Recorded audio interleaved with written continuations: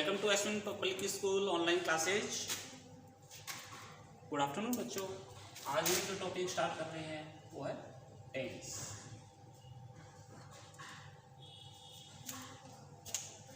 Tense क्या होता है? जिन शब्दों से हमें समय का पता चलता है उन शब्दों को टेंस कहते हैं। काल टेंस मेनली 3 टाइप्स के होते हैं। पहला होता है प्रेजेंट टेंस, सेकंड नंबर होता है पास्ट टेंस एंड थर्ड होता है फ्यूचर टेंस।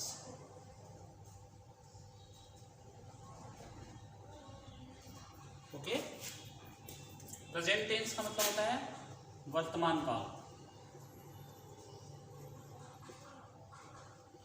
पास्ट टेंस का मतलब होता है भूतकाल और फ्यूचर टेंस का मतलब होता है भविष्य काल।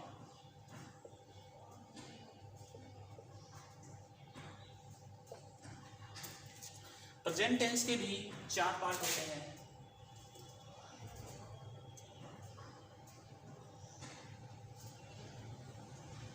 सबसे पहला जो पार्ट होता है उसको बोलते हैं सिंपल प्रेजेंट। सेकंड पार्ट को बोलते हैं प्रेजेंट कंटिन्यूअस। क्या बोलते हैं? Present continuous. थर्ड पार्ट को बोलते हैं प्रेजेंट परफेक्ट।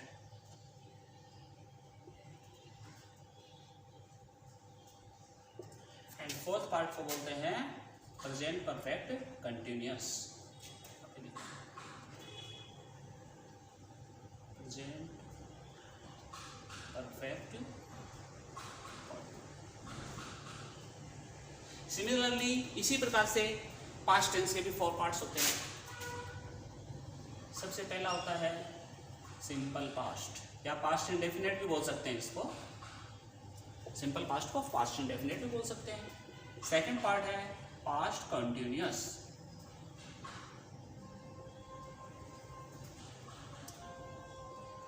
थर्ड नंबर है पास्ट परफेक्ट। क्या है? Past perfect. और नंबर 4 का है पास्ट परफेक्ट कंटिन्यूअस।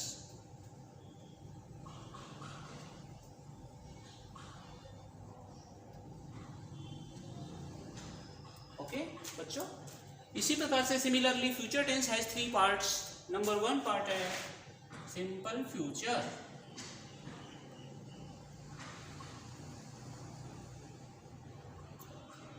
नंबर 2 है future continuous.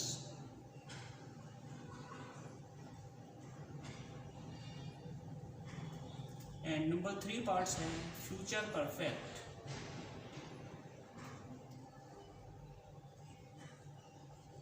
And number 4 parts है future perfect continuous.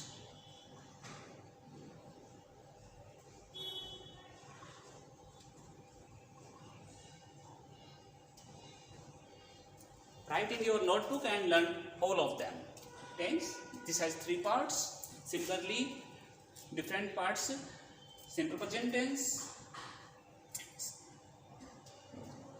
present continuous, present perfect continuous.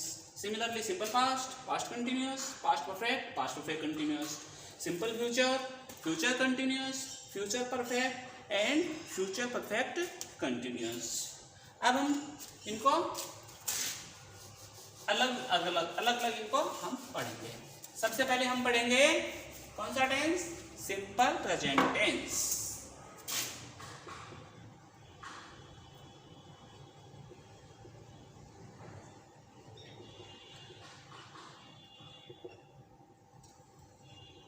Simple present tense, इसकी आइडेंटिटी क्या होती है?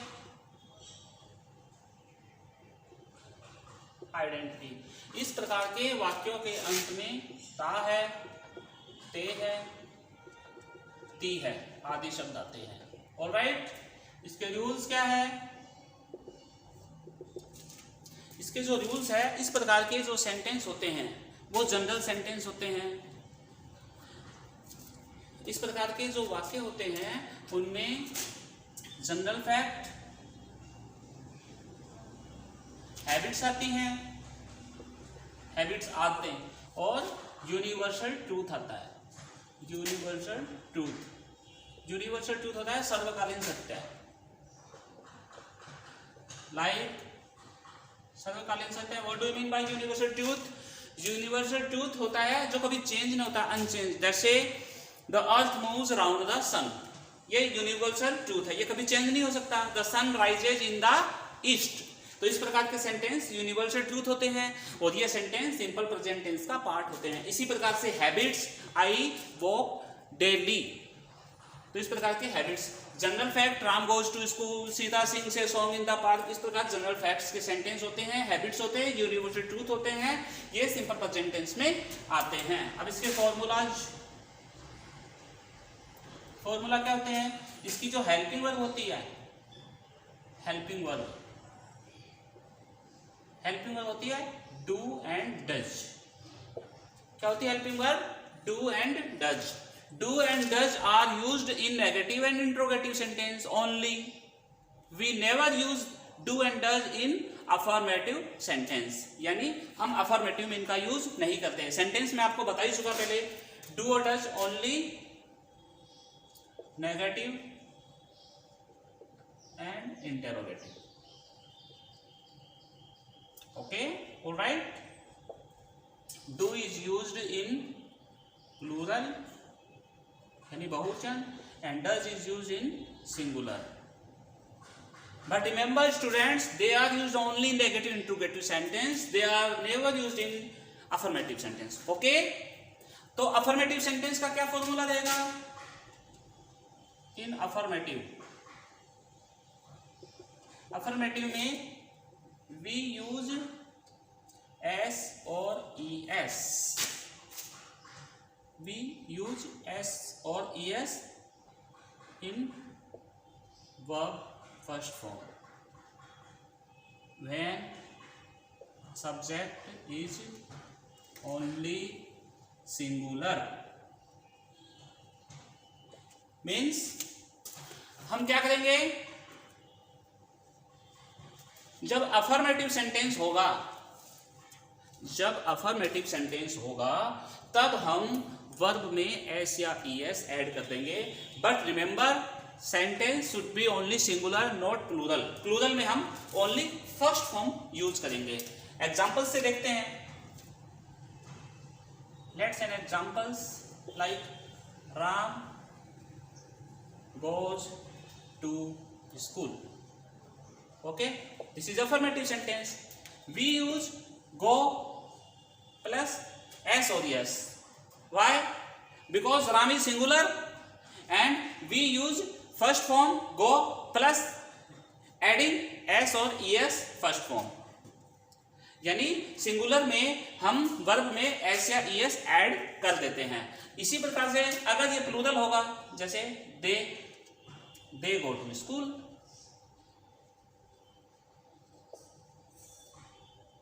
ये सिंगुलर है, ये प्लूरल है। सिंगुलर का मतलब बहुवचन, दे का मतलब प्लूरल बहुवचन, राम सिंगुलर है, एक वचन है। तो दे के साथ मैंने क्या यूज किया है? Only first form. तो आपको अंडरस्टैंड हो गया, क्लियर हो गया कि अगर अफर्मेटिव सेंटेंस है, अगर सब्जेक्ट सिंगुलर है तो वी यूज एस और ईएस, एंड इंस्टेड ऑफ अगर सब्जेक्ट आपका प्लूरल है तो we use only verb first form, not S और ES adding. Alright, let's and another example.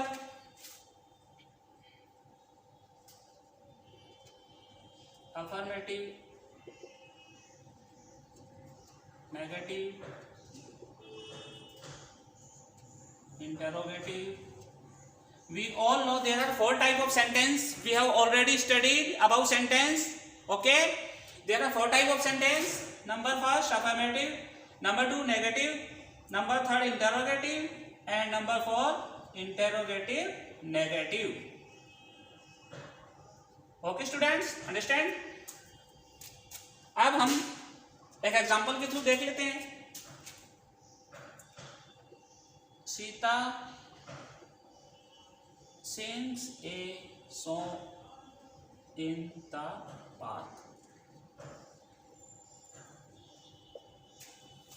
You will notice since में एस क्यों जोड़ा मैंने, बिकॉज अफर्मेटिव सेंटेंस है और सीता प्लूरल है, सीता सिंगुलर है, इसलिए एस लगा दिया।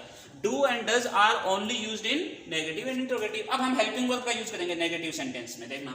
तो सीता के साथ क्या आएगा, डू आएगा या डज आएगा, डज, क्योंकि सीता सिंगुलर है।